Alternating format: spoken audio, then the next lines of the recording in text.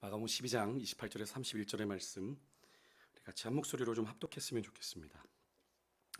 같이 읽겠습니다. 같이 봉독합니다. 서기관 중 한 사람이 그들이 변론하는 것을 듣고 예수께서 잘 대답하신 줄을 알고 나와 묻되 모든 계명 중에 첫째가 무엇이니까? 예수께서 대답하시되 첫째는 이것이니 이스라엘아 들으라 주 곧 우리 하나님은 유일한 주시라. 내 마음을 다하고 목숨을 다하고 뜻을 다하고 힘을 다하여 주 너의 하나님을 사랑하라 하신 것이요 둘째는 이것이니 내 이웃을 내 자신과 같이 사랑하라 하신 것이라. 이보다 더 큰 계명이 없느니라. 아멘.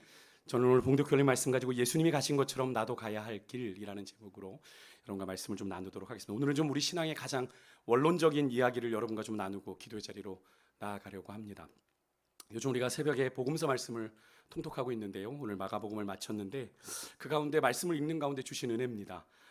여러분과 통독하기 전에 이제 제가 말씀을 좀 전날 읽고 요약을 좀 하고 또 나눌 말씀들을 이렇게 묵상하고 내려오는데요, 그 가운데 주신 은혜였습니다. 너무나도 익숙한 말씀이지 않습니까? 복음서처럼 우리에게 익숙한 말씀은 없을 텐데요.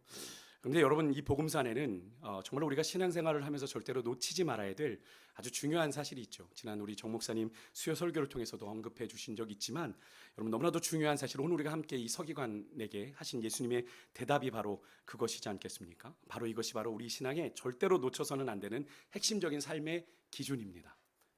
가장 크고 첫째 되는 계명이 무엇인지 묻는 서기관의 질문에 예수님이 대답하신 것이 그것인데요, 바로 하나님을 사랑하고 이웃을 사랑하는 이 두 가지 계명.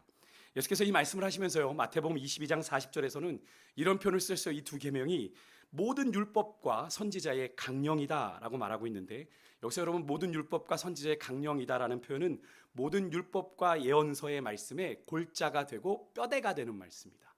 핵심이라는 말씀이죠. 이걸 현대어 성경은 이렇게 번역을 했더라고요. 모든 율법과 예언자들의 가르침은 다 이 두 계명에서 나온 것이다.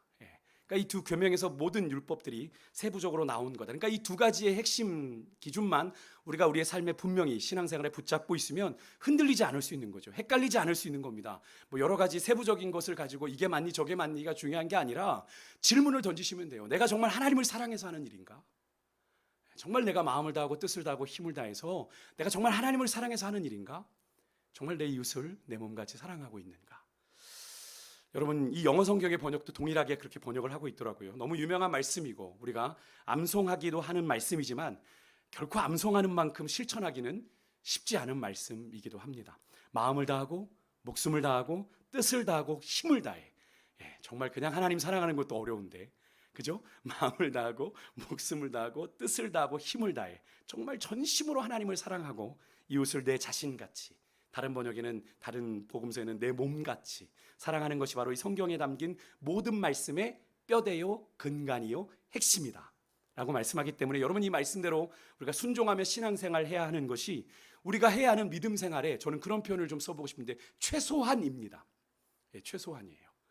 그리고 전부라고 할 수 있죠. 너무나도 극단적인 표현이지만 저는 이 말씀 안에 다 담겨 있다고 생각합니다. 여러분들 이 말씀대로 순종하는 게 솔직히 쉽습니까? 절대로 아니죠.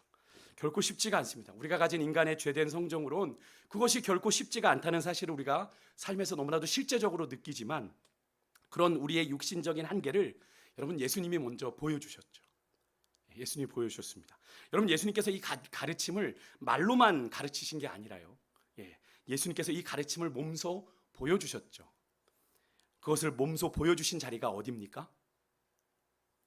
하나님을 사랑하고 이웃을 사랑하는 것을 몸소 보여주신 그 계명을 예수님의 몸소 보여주신 자리가 어디예요?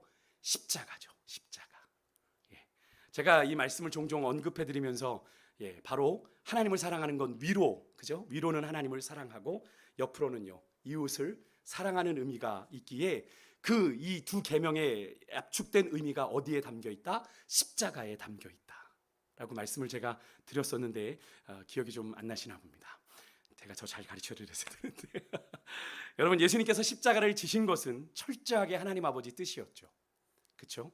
원래 그 목적으로 하나님이신 예수님께서 인간의 몸을 입고 성육신하셔서 이 땅에 오신 것이기도 하고요, 그래서 마가복음 11장 45절에 보면 예수님께서 그런 사실도 모른 채 서로 누가 크냐 누가 높냐 이런 높아지기를 다투는 제자들에게 이런 말씀을 하셨죠. 우리 잘 아는 말씀이지만 함께 읽어보겠습니다. 같이 읽습니다. 시작. 인자에 온 것은 섬김을 받으려 함이 아니라 도리어 섬기려 하고 자기 목숨을 많은 사람의 대속물로 주려 함이니라. 아멘. 그 하나님 아버지의 뜻을 이루기 위해서 예수님은 자신의 뜻을 내려놓고 자신의 생명까지도 기꺼이 내어놓으셨죠. 그죠? 그것이 바로 마음을 다하고 목숨을 다하고 뜻을 다하고 힘을 다해 하나님을 사랑하신 하나님 아버지를 사랑한 모습이죠. 그것을 우리가 복음서에서 십자가 사건을 통해 만나지 않습니까?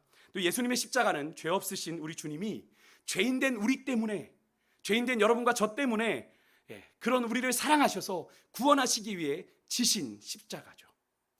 성경은 예수님께서 당신 자신의 죄로 예수님이 십자가를 지신 것이 아니라는 사실을 우리에게 분명히 증거합니다. 오늘 새벽에도 제가 말씀을 드렸지만 마가복음 14장 53절 이하에 보면 예수님께서 가룟 유다에게 배반을 당하고 잡혀가셔서 공회에서 대제사장들과 서기관들에게 신문을 받으시는 장면이 마가복음 14장에 나오는데요. 거기 보면 예수님을 고소하는 자들이 증거를 찾습니다. 예수님을 고소할 증거를 찾는데 찾았지만 얻지 못하고 라는 표현이 나옵니다. 그리고 그나마 나온 증언도 다 어떤 증언이라고 그래요? 거짓 증언이에요.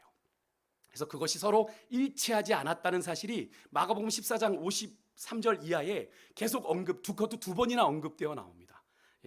우리 마가복음 14장 55절에서 57절, 59절 말씀 한번 화면을 보고 한번 읽어볼게요. 시작. 대제사장들과 온 공회가 예수를 죽이려고 그를 칠 증거를 찾되 얻지 못하니 이는 예수를 쳐서 거짓 증언하는 자가 많으나 그 증언이 서로 일치하지 못함이라. 어떤 사람들이 일어나 예수를 쳐서 거짓 증언하여 이르되 그 증언도 서로 일치하지 않았더라. 55절과 59절이면 아주 짧은 구절 안에 예수님을 향한 어떠한 증언도 맞는 것이 없었고 다 거짓 증언이고 서로 일치하지 못했다. 그것뿐입니까? 여러분, 예수님이 죄가 없으시다는 사실은 그를 신문했던 빌라도 총독의 고백을 통해서도 우리가 확인하게 되죠. 15장으로 넘어가면 그렇게 대제사장들이 새벽에 불이 나게 예수님을 끌고 가서 빌라도 총독에게 넘깁니다. 예수님을 향한 여러 가지 제사장들이 고발을 막 해요. 이런 죄를 졌습니다. 근데 예수님이 아무런 항변도 아무런 대답도 그들에게 하지 않는 모습을 보며 놀라는 빌라도. 15장 10절에 보니까 빌라도는 알았던 겁니다. 대제사장들과 이 서기관들이 예수님이 정말 죄가 있어서 데려온 게 아니라 예수님을 어떻게 해서 시기해서 자신에게 고발하고 넘겨준 줄 알았다라고 성경은 기록해요. 이게 무슨 의미입니까? 예수님께는 고발당할 정당한 사유, 즉 죄가 있어서 예수님을 그들이 자신에게 데려온 것이 아니다라는 사실을 빌라도는 알고 있었다는 이야기죠. 그 사실은 이어지는 15장 14절에서도 더욱 분명해지는데 거기 보면 빌라도가 예수가 아닌 반란자인 바라바를 막 요구하며 예수를 십자가에 못 박으라고 외치는 성난 군중들을 향해서 이렇게 반문을 합니다. 어찌미냐? 이 예수를 왜 십자가에 못 박으라고 하는 것이 어찌미냐? 무슨 악한 일을 하였느냐라고 질문을 합니다. 이렇게 빌라도가 묻는 건 뭡니까? 그 안에 뭔 확신이 있는 거예요? 죄를 발견할 수 없다는 거예요. 죄를 찾을 수 없다는 겁니다. 그러니까 예수께서 십자가에 달릴 만한 죄가 없음을, 즉 예수님의 결백을 확신하면서 묻는 질문인 거죠. 그렇지 않습니까? 결국 이 사실은 예수님께서 십자가를 지실 만한 죄가 누구의 눈에도 분명하게 없었다라고 하는 사실을 단적으로 우리에게 확인시켜주는 장면들이죠. 그렇게 죄 없으신 예수님께서 당신의 이웃이라 할 수 있는 여러분과 저를 포함한 세상의 사람들을 사랑하시되 자기 몸처럼 사랑하시기 위해 기꺼이 우리를 대신하여 그 십자가 고난의 길을 걸어가셨던 거죠. 이런 예수님의 모습을 이사야 선지자는 더 구체적으로 이렇게 표현합니다. 53장 5절, 잘 아는 말씀인데 함께 읽어보겠습니다. 같이 읽습니다. 시작. 그가 찔림은 우리의 허물 때문이요 그가 상함은 우리의 죄악 때문이라. 그가 징계를 받음으로 우리는 평화를 누리고 그가 채찍에 맞음으로 우리는 나음을 받았도다. 아멘. 예수님의 고난과 죽으심, 그분의 찔리심, 그분의 상하심, 그분의 징계받음, 그분의 채찍에 맞음은 다 누구 때문이라고요? 우리 때문이라고요. 그분의 이웃된 여러분과 저를 위한 고난과 죽으심이었다라는 것을 이사야 선지자는 분명하게 선언하고 있는 것이죠. 여러분, 참 신이자 참 인간이신 우리 예수님께서는 그를 따르는 제자들을 향해서 너희들이 나를 따라오기를 원하느냐? 따라오려거든 자기를 부인하고 자기 십자가를 지고 나를 쫓을 것이다 라고 하신 말씀, 우리가 많이 듣고 묵상해 보지만 참 어려워요. 그죠? 참 쉽게 예 주님하고 따라 나서기에는 부담스러운 말씀입니다. 근데 그 말씀대로 예수님께서 그렇게 부담스러운 길을 펼쳐놓으시고 한번 해봐 이렇게 하신 게 아니라 예수님께서 먼저 그 길을 가셨어요. 먼저 그 길을 가셨어요. 저는 복음서 요번에 다시 한번 복음서를 아침에 새벽에 통독하면서 그게 보이더라고요. 물론 그 전에도 알았어야 됐겠지만 요번엔 거기에 집중이 되더라고요. 예수님께서 그냥 말씀만 하신 게 아니라 그렇게 몸소 그 길을 걸어가는 걸 보여주셨구나, 제자들에게. 예수님께서 말씀만 하신 게 아니라 그 자신이 그 자기를 부인하고 자기 십자가를 걸어가는 그 길을 제자들에게 어떻게 걸어가는 것인지를 몸소 보여주셨다라는 겁니다. 이렇게 인간의 몸을 입고 이 땅에 오신 예수님께서 그 십자가의 길을 걸어가셨다는 건 곧 그 뒤를 따르는, 그분의 뒤를 따라가고자 하는 우리도 그 길을 걸어갈 수 있음을 의미하는 거죠. 맞습니까? 예수님이니까 걸어가신 겁니까? 그래서 예수님께서 2000여 년 전 그를 따르는 수많은 무리들을 향해서 그렇게 요구하신 거예요. 가능하니까. 우리에게 전혀 불가능한 일을 요구하신 게 아니라, 너희들의 힘으로 할 수 없는 길을 요구하신 게 아니라 인간의 몸을 입고도 충분히 가능한 일이기에 그런 헌신의 자리로 제자들과 함께 우리들을 초대하신 거죠. 그런데 여러분, 예수님께서 그 십자가의 길을 걸어가시는 것이 참 인간이기도 하지만 여러분 하나님이시니까, 참 하나님이시라면서요, 그럼 쉬웠던 거 아닙니까? 그저 쉬우셨을까요? 예수님의 그 길이? 종종 그렇게 말씀하시는 분들 있잖아요. 참 인간이면서도 하나님이라면서요. 그럼 적절히 하나님이 그 강도 조절했겠지. 여기에는 그런 분들이 안 계시나 봐요. 종종 그렇게 묻는 분들이 계셨는데, 인간으로 오셨지만 하나님이시니까 적당히 그 십자가의 고통을 조절하며 그 길을 걸어갈 수 있는 것 아니냐라고 생각하시는 분들이 종종 있으시더라고요. 혹시라도 여러분 그렇게 생각하시는 분들이 계시다면 그분은 죄송하지만 예수님께서 참 인간이 되신 이 성육신을 제대로 이해하지 못하신 분입니다. 그래서 히브리서 4장 15절에 그렇게 말씀에 오해를 하시는 분들을 향해서 이렇게 히브리서는 말씀합니다. 우리 한번 같이 화면을 보고 읽어볼게요. 시작. 우리에게 있는 대제사장은 우리의 연약함을 동정하지 못하실 리가 아니요 모든 일에 우리와 똑같이 시험을 받으신 이로되 죄는 없으시니라. 아멘. 여기서 대제사장은 누구를 가리키는 겁니까? 예수 그리스도를 가리키는 거죠. 예수님께서 성육신 하셔서 이 땅에 참 인간으로 오신 예수님, 우리 인간이 가진 연약함, 인간성을 모두 가지고 우리가 겪는 이 땅의 모든 시험을 당하셨지만 죄는 짓지 않으셨기에 인간으로서 연약함으로 인해 우리가 고난과 시험 중에 있는 우리를 얼마든지 도와주실 수 있는 완전한 제사장이 되셨다라는 것을 히브리서 기자는 말하고 있는 거죠. 여러분, 단적으로 예수님의 겟세마네 기도를 한번 떠올려 보십시오. 우리가 예수님을 하나님으로만 이해한다면 절대로 이해되지 않는 모습이 그 현장에서 벌어집니다. 여러분, 예수님이 처절한 그 고통의 잔을 마시기를 너무나도 두려워하며 고민하는 모습을 우리가 보지요. 마가복음 14장 34절에 보면 예수님께서 제자들에게 이렇게 말씀을 하십니다. 특별히 베드로, 야고보, 요한을 데리고 올라가셔서 그들에게 하신 말씀이죠. 내 마음이 심히 고민하여 죽게 되었으니 너희는 여기 머물러 깨어 있으라. 여러분, 예수님께서 그 십자가의 고통의 잔을 마시기 전에 내 마음이 너무 고민스러워 죽게 됐다. 그리고 이어지는 마가복음 14장 35절 36절에 보면 예수님은 할 수만 있다면 그 잔을 내가 마시지 않기를 원하셨고요. 또 그러니까 이렇게 말씀하죠. 될 수 있는 대로 할 수만 있다면 이때가 자기에게서 그냥 지나가기를 구했다. 하나님 아버지, 이것만은 지나가면 안 됩니까? 36절에서는 보다 더 직접적으로 이렇게 말합니다. 이 잔을 아버지 내게서 옮겨주십시오. 아버지 하나님께 간절히 간구하는 모습을 보죠. 물론 그 뒤에 이어지는 나의 원대로 마옵시고에 우리가 너무나도 포커스를 맞추니까 예수님이 정말 고민하고 번민한 것을 우리가 좀 놓칠 때가 있어요. 예수님도 참 많이 번민하셨습니다. 그러니까 여러분, 참 인간 되신 예수님 또한 그 고통이 어떠할지를 아셨기에 그렇게 기도한 거죠. 그렇지 않습니까? 모른다면 그렇게 기도하실 리가 없는 거 아닙니까? 예수님, 하나님 내가 알아서 잘 조절할게요. 원래 강도세기 10으로 갔다가 내가 한 3으로 줄였다가 그렇게 하실 수 있는 거예요. 너무 유치하지만 죄송해요. 그렇게 비유를 드려서 그러지 않으셨기에 이렇게 말씀을 드릴 수 있는 거죠. 그래서 예수님께서는 그 고통의 잔을 마시지 않게 해달라고 고민하고 번민하며 예수님께 몇 번이나 나가서 기도하셨어요? 3번이나 나가서 기도하셨어요. 그만큼 간절하게 하나님 아버지께 구했다는 거죠. 하지만 하나님은 응답하지 않으셨습니다. 그죠? 예수님께서 그래서 십자가에서 엘리 엘리 라마 사박단이라고 외치기까지 하나님은 끝까지 침묵을 하셨던 것을 보게 되죠. 여러분, 예수님도 결코 쉽지 않으셨던 그 십자가의 길, 하지만 아버지 하나님을 사랑하고 우리를 사랑하셨기에 본인이 가르치신 대로 자기의 뜻을 부인하고, 내 뜻은 뭐예요? 이 잔을 마시지 않는 것. 근데 그 뜻을 내려놓고 그 하나님의 뜻에, 마셔야 하는 그 하나님에 대해서 순종함으로 그 십자가의 길을 걸어가셨던 거죠. 그래서 그분의 뒤를 따르기를 원하는 우리도 그 길을 순종함으로 걸어가야 하는 것이고, 또 걸어갈 수 있는 줄 믿습니다. 네, 주님이 가셨으니까. 우리가 우리 앞서 몸소 그 길을 걸어가신 우리 예수님만을 온전히 바라볼 때 우리가 그 길을 충분히 걸어갈 수 있는 줄 믿습니다. 주님만 바라보고 가면 갈 수 있어요. 여러분, 베드로가 풍랑이는 바다에서 바다 위를 걸어갈 때 뭔만 바라봤습니까? 예수님만 바라봤을 때는 그 풍랑이는 바다 위를 터벅터벅 걸었단 말이에요. 그죠? 근데 다른 것 보니까 물에 빠졌어요. 우리가 주님을 따라가는 길도 바로 그것입니다.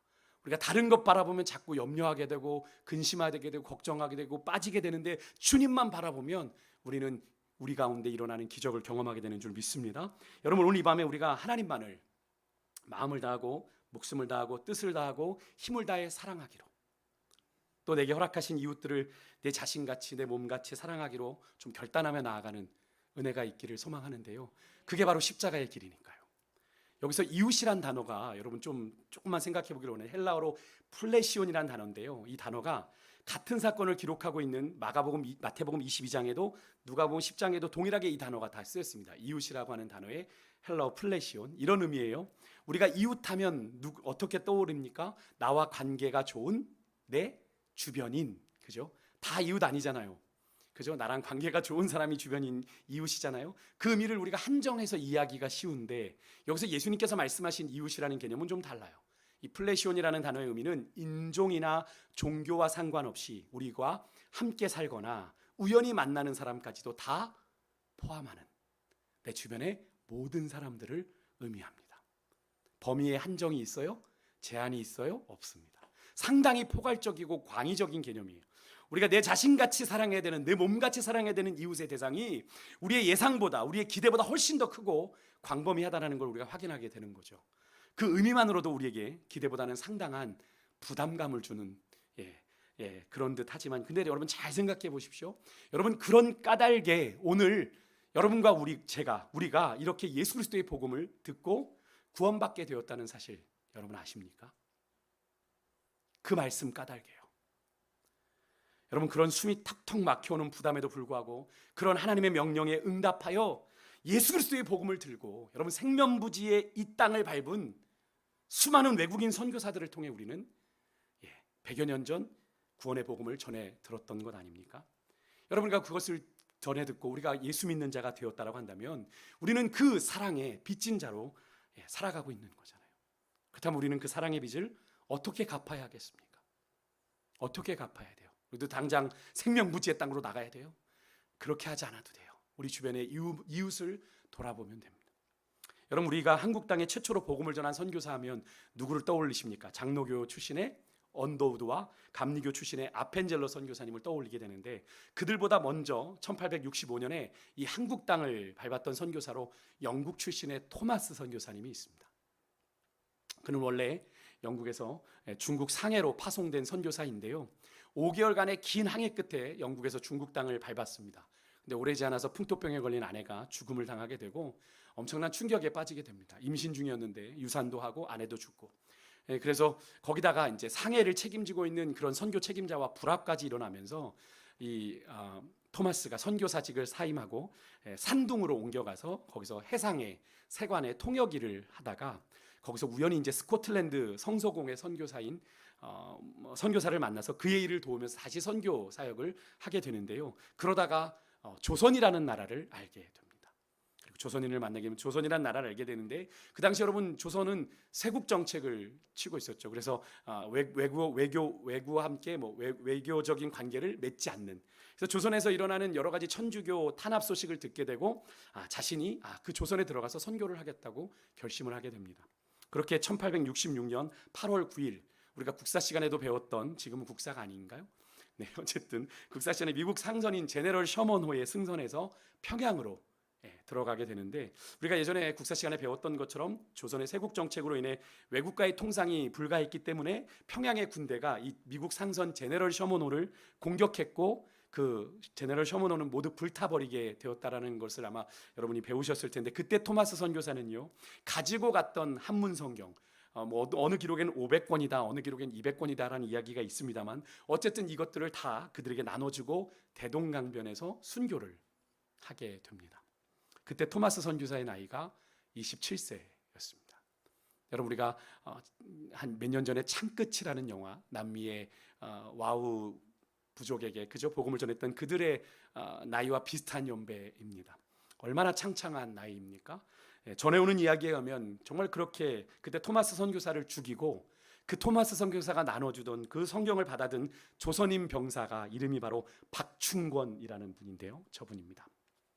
그가 그 성경을 받아들고 회개하고 1899년에 세례를 받게 되고, 후에 한국교회 최초의 장로가 되어서 복음을 전하는 일에 앞장섰다라고 하는 이야기가 전해오는데, 이 박충권이란 이 분이 그날의 일을 회고하면서 이렇게 말을 했다고 합니다. 적혀있는 말씀인데 잘 안 보이실 것 같아서 읽어드릴게요. 내가 서양 사람을 죽이는 중에 한 사람을 죽인 것은 내가 지금 생각할수록 이상한 감이 있다. 내가 그를 찌르려 할 때 그는 두 손을 마주 잡고 무슨 말을 한 후, 영어로 얘기했을 테니까 못 알아들었겠죠. 무슨 말을 한 후 붉은 배를 입힌 책을 가지고 웃으면서 나에게 받으라고 권했다. 그러므로 내가 죽이기는 하였으나 이 책을 받지 않을 수가 없어서 받아왔다. 그리고 그 당시 배에서 많은 성경책들이 우리 조선 땅에 던져졌고, 그곳에서 성경을 받았던 많은 병사들이 예수님을 믿었다라고 이 박충권 장로는 회고를 했다고 합니다. 그 중에 성경을 받은 사람 중에 또 하나 12살의 어린 최치량이라는 아이가 있었는데요. 이 아이가 그것을 자기 집으로 가져가서 자기 상전인 평양의 영무주사 박영신에게 이것을 줬는데, 그가 이 성경책을 가지고 열심히 읽은 게 아니라 집을 도배했대요. 은혜 받아서요? 은혜 받아서 성경을 도배했을까요? 아니죠. 당시만 해도 종이가 귀했던 시절이니까 종이의 질이 너무나 좋았기 때문에 성경책 종이가 얇고 잘 안 찢어지잖아요. 그것을 도배용으로 안성맞춤이었기 때문에 그것을 도배했는데, 여러분, 이 박영신의 집이 나중에 여관을 거쳐서 평양 최초의 교회가 되었다고 합니다. 온통 성경책으로 도배된 방에서 이 박영신이라고 하는 사람이 뭐 이렇게 돌아보면 여기도 성경 구절, 저기도 성경 구절이니까 읽었는데 요한복음 한 페이지를 읽게 되고 회심하여 기독교인이 되었다고 합니다. 말씀의 능력이 정말 놀랍죠. 그죠? 여러분, 세상의 기준으로 봤을 땐 이 토마스 선교사의 사역은 실패한 것처럼 보입니다. 그렇지만 그의 헌신으로 두 명의 그리스도인 박충권, 박영신, 두 명의 그리스도인이 탄생했고, 그것이 유명한 여러분 우리가 1907년 평양 대부흥의 시발점이 되었다라고 합니다. 이 토마스 선교사님의 묘비가 양화진 절두산이라고 하죠. 양화진 선교 묘원에 가면 있다고 하는데, 언제 한번 우리가 한번 방문해봐도 좋지 않을까 하는 생각들을 해보게 되는데요. 여러분, 지금으로부터 156년 전이더라고요. 이 20대 젊은 영국 청년이 왜 이 생명부지의 땅 조선에 와서 예수 그리스도의 말씀을 전했을까요? 내 이웃을 내 자신같이, 내 몸같이 사랑하라는 주의 말씀을 쫓아 죽어가면서도 웃으며 던진 그 성경책 한 권이 여러분 한 알의 미랄이 되어 우리 대한민국의 복음화의 밑거름이 되었다라고 하는 사실을 우리가 깨닫게 되는 선교 이야기인데요. 여러분, 오늘 이 시대에 여러분과 제가 그 누군가의 토마스 선교사가 되어야 하지 않겠습니까? 당장 그런 생명부지의 이웃들에게 찾아가기가 낯간지러 어려우시다면, 그러면 여러분 주변에 붙여주신 이미 허락된 영혼들이 있지 않습니까? 그 이웃들을 좀 돌아보기를 원합니다. 분명 여러분이 토마스 선교사가 되어 주어야 할 사람들이 여러분 주변엔 이미 있습니다. 가족일 수도 있고요, 직장의 동료일 수도 있고요, 옆집에 사는 이웃일 수도 있습니다. 그분을 오늘 이 밤에 좀 떠올리셨으면 좋겠어요. 하나님, 내가 누구의 토마스 선교사가 되어 주어야 합니까? 물으면 하나님께서 분명히 여러분의 마음에 생각나게 하시는 분이 분명히 있을 거예요. 여러분, 그 영혼의 구원을 위해서 여러분 기도하시고, 내가 그를 위해 무엇을 할 수 있을지. 토마스 선교사는 이 조선 땅, 생명부지의 땅인 이 땅에 와서 성경책을 던지고 웃으며 그에게 성경책을 권했는데 나는 그에게 무엇을 할 수 있을지를 스스로에게 질문해보는 그런 시간이 되었으면 좋겠습니다. 여러분, 우리에게 하나님을 사랑하고 내 이웃을 내 몸같이 사랑하라고 명령하신 이 예수님의 명령은 우리에게 주신 이 성경 말씀의 핵심이요 전부입니다. 말씀 때문에 헷갈리셔다고요? 말씀이 어려워서 적용을 잘 못하시겠다고요? 아니요, 거짓말이에요. 우리가 그만큼 하나님 사랑하지 못하기 때문에 그런 거고요. 그래서 내가 내려놓지 못하기 때문에 하나님을 온전히 사랑하지 못하니까 이게 어려운 거예요. 여러분만 그렇다는 게 아니라 저에게도 동일한 이야기입니다. 왜 안 되는지 제가 돌아봤는데요, 내가 하나님을 그만큼 사랑하지 못하더라고요. 하나님을 그렇게 사랑하면 내 인생도 초기와 같이 버릴 수 있는 거잖아요. 토마스 선교사처럼, 그 다음에 엘리엇 선교사처럼 말입니다. 여러분, 하나님을 온전히 사랑하십니까? 쉽게 대답하기 어려우시죠. 정말 이 질문 앞에 저도 쉽지 않더라고요. 그 주님께서 주님을 온전히 사랑하는 마음으로 내 이웃을 내 몸같이 사랑하라고 말씀하십니다. 특히 복음서에는 이런 말씀이 계속 나오죠. 지극히 작은 소자에게 한 것이 곧 내게 한 것이다 라는 말씀이요. 지극히 작은 소자란 그 당시에 사회적으로 촌대받고 소외받고 외면당하던 자들, 내게 아무 유익도 줄 수 없는 자들, 오히려 나를 불편하게 할지도 모르고 나를 귀찮게 할지도 모르고 그런 연약한 자들, 그런 소외된 자들도 기꺼이 주님의 마음으로 사랑해라. 그게 예수님이다 라고 얘기를 하고 계시죠. 참 쉽지가 않습니다.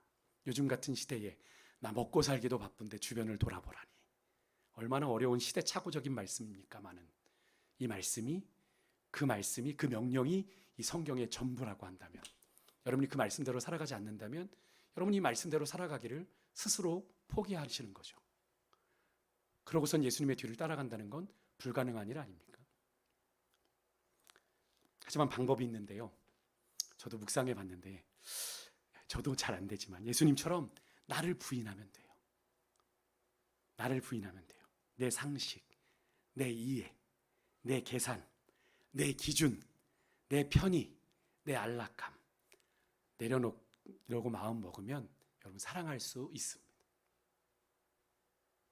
예수님과 아무 상관없는 우리가 받은 구원의 은혜, 또한 이것 또한 누군가 예수님처럼 힘들고 어려움에도 불편함에도 손해봄에도 자기를 부인하며 자기 십자가를 진 사람을 통해 전해진 구원의 복음 때문이지 않습니까? 구원의 은혜 때문에 우리가 구원받은 것 아니에요? 여러분, 그 값없이 베풀어 주신 주님의 사랑을 따라 우리도 자기를 부인하며 자기 십자가를 진 누군가를 통해 거저받은 사랑, 거저받은 은혜, 우리의 삶을 통해 기꺼이 흘려보낼 수 있기를 간절히 소망합니다. 그런 믿음의 결단을 드리며 나아가는 오늘 이 밤이 될 수 있기를 간절히 소망합니다. 우리 시간에 같이 찬양